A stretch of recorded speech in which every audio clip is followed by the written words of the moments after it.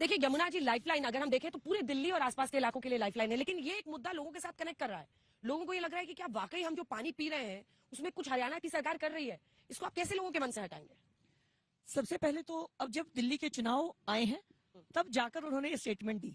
पिछले 10 साल से कोई केमिकल नहीं था, पिछले 10 साल से कोई दिक्कत नहीं थी, अब चुनाव सिर पर है तो उन्हें लग रहा है कि केमिकल मिला दिया। दूसरी बात, यमुना का साफ ना होना एक यमुना का मुद्दा नहीं है, इसका मतलब है विजन और वर्किंग नहीं है। यमुना को साफ करना कोई रॉकेट साइंस नहीं है अंजना जी।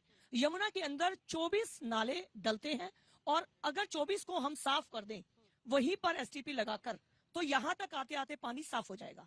अब आप एक बात ये भी कह सकते हैं कि कहना बड़ा आसान है और करना बहुत मुश्किल है, तो मैं आपको कहूंगी कि आप मेरे एरिया में आइए। वहां पर डीडीए में हमने एक हमारे पास नाला था जिसमें बहुत गंदा पानी बहता था। हमने एयरपोर्ट का जितना भी सीवेज मटेरियल है एयरपोर्ट से लिया, उसके ऊपर 1 2 3 4 करके 8 एसटीपी लगाए, वो 9.1 किलोमीटर की कनाल लगाई। वो पानी जो कि पूरा एयरपोर्ट की गंदगी को लेकर सीवेज का पूरा आउटफ्लो उसमें होता है, वो आज ऐसा है 9 किलोमीटर के अंदर कि उसमें मछलियां हैं। तो बात यह है कि करना चाहे तो कर सकते हैं, लेकिन विजन ही नहीं है। बिदुड़ी साहब देखिए, कोई तो एक वजह है ना कि आप लोकसभा में 7 सीट जीतते हैं और विधानसभा आते आते वही जनता कहती है नहीं नहीं यहाँ पे तो हमको केजरीवाल चाहिए। तो कुछ तो जो वो उनका तरीका है। अब वो कह रहे हैं यमुना जी को लेकर कि जहर मिला रहे हैं ये लोग, वो कह रहे हैं झुग्गी वालों से कि भाई सबको भगा देंगे तुम लोगों को, वो कह रहे हैं मतलब लोगों के बीच में जाके वो जो कहते हैं उसकी काट बीजेपी राज्य के स्तर पर अभी तक खोज नहीं पाई है।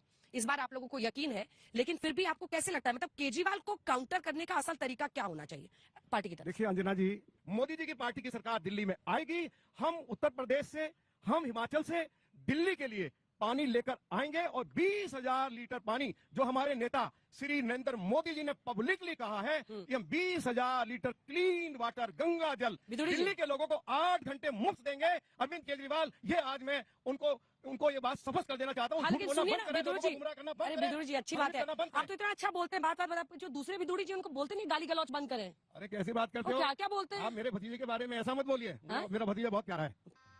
गजब बेइज्जती है। प्यारा तो ठीक है, लेकिन वो ऐसी एम्बैरेसमेंट पार्टी को क्यों करते हैं कुछ अनाप शनाप बोल के? जिन लोगों ने ये कहा हो, मैं कांग्रेस के लोगों से पूछना चाहता हूँ, अरे चपाकी कुछ भी बोले, अपने भतीजे को समझाइए ना। जिस कांग्रेस पार्टी के एक नेता ने ये कहा कि हम मोदी जी की बोटी बोटी काट देंगे और उनको आप पार्लियामेंट का मेंबर बनाकर आप उनको सम्मानित करते, शर्म नहीं आती है? पूछना चाहते हैं हमको क्या क्या भाषा का इस्तेमाल आम आदमी पार्टी के नेता और कांग्रेस पार्टी के नेता आदरणीय मोदी जी के बारे में कर चुके हैं। इनको तो इनके भतीजे जी बहुत प्यारे हैं, लेकिन अध्यक्ष जी सुनिए, अब आपके लिए अग्नि परीक्षा की घड़ी आ रही है। आपको अपना दायां पैर उठाकर तलवार की धार पर रखना है। टेंशन नहीं लेने का, अपुन है ना। जो मैं अगला प्रश्न करूंगी उसमें आपको A, B, C चुनना है। अगर बीजेपी की सरकार बनती है तो A, क्या अगला मुख्यमंत्री इस मंच पर है? B, क्या अगला मुख्यमंत्री विधायकों में से कोई एक होगा? और C, क्या आप हो सकते हैं? मैं इसका जवाब दायां पैर आगे बढ़ा दिया। मैं इसका जवाब बड़ा स्पष्ट करता हूँ। उड़ीसा, मध्य प्रदेश, राजस्थान, मैं वो डी पर आने वाली थी कि पता नहीं है। महाराष्ट्र पार्टी अपनी रणनीति के हिसाब से काम करती है। हमने वहाँ किसी को मुख्यमंत्री घोषित नहीं किया। ये तय है कि दिल्ली में जो भी मुख्यमंत्री होगा वो भारतीय जनता पार्टी का कार्यकर्ता होगा। पर यहाँ की लड़ाई अलग है मनोज तिवारी जी, ऐसे करने से खाली नहीं होगा। एक आपको चेहरा नहीं चाहिए। अरविंद केजरीवाल हर जगह चेहरा लगाते हैं क्वेश्चन मार्क के साथ, आपकी पार्टी के साथ गाली गलौज पार्टी लिख देते हैं। अब इसका क्या काट है आपके पास?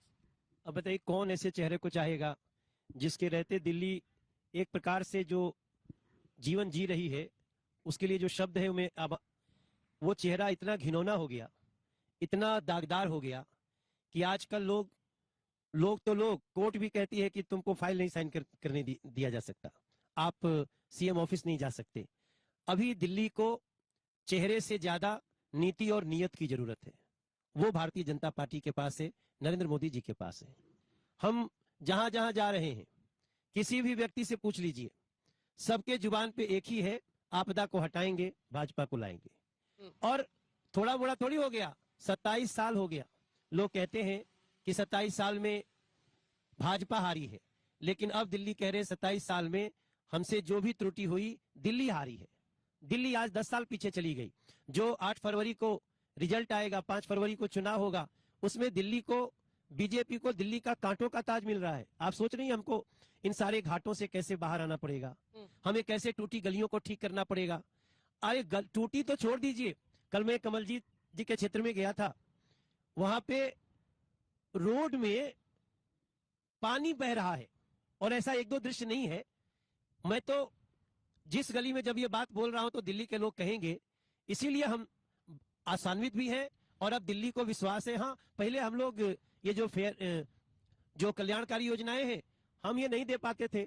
अब दिल्ली चाहती थी कि हमारे रामवीर सिंह बिधूड़ी जी के नेतृत्व में ये मैनिफेस्टो के इंचार्ज थे, हम लोग 1.5 महीना बहुत मेहनत किए, ये कर सकते हैं, ये कर सकते हैं, क्योंकि बीजेपी जो कहती है वो करती है और बीजेपी वही कहती है जो कर सकती है। इसलिए हमारा अब कोई फर्क नहीं पड़ता कि ये अरविंद केजरीवाल ने क्या बोला। ये एक भगोड़ा में गया था, पड़पड़गंज से आ रहा हूं तो लोग बोले कि अरे भगोड़वा कहाँ बाहो, भगोड़वा कहाँ बाहो। तो मैं पहले समझी नहीं भगोड़वा मतलब वो मनीष सिसोदिया को बोल रहे थे। तो ऐसा हमको हंसी आ गई। कोई सीट वीट लिख के देने को तैयार है आप में से कि कितनी सीटें आएंगी? अभी सवेरे सोच रहे थे कि 50 पार होगा, अभी आते आते लग रहा था कि 55 हो जाएगा। भविष्यवाणी इसे दिल्ली में सिर्फ एक आदमी करता है, वो है अरविंद केजरीवाल, जो पहले कहता है कि सत्येंद्र जैन, मनीष सिसोदिया, फिर संजय सिंह, और फिर अपने बारे में करते हैं कि हम सब जेल जाएंगे और सब जेल चले जाते हैं। वो भविष्यवाणी उन्हीं को करने